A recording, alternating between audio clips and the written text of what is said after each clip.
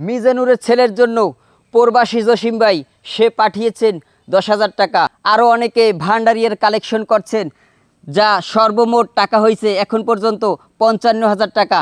যারা কালেকশন করছেন তাদেরকে অনেক অনেক ধন্যবাদ জানাই। এখনও টাকা লাগবে অনেক, যাইতে হবে ওকে নিয়ে ঢাকা চিকিৎসায়। তাই ভান্ডারিয়াবাসী যারা আছেন সবাই একটু মানবতার হাত বাড়িয়ে দিন। এই মিজানুর সবাই জানেন যে দিনমজুর, ও একটা অটো চালায়।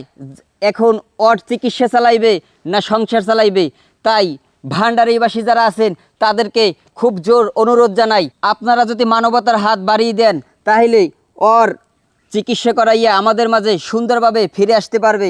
তাই সবার প্রতি একটু অনুরোধ করব, এই ছোট্ট শিশুরের দিক সবাই তাকাইয়া যে যা পারেন সবার দুয়ারে দুয়ারেতে আমরা যাই, যে যা পারেন ওর একটু সাহায্য করবেন।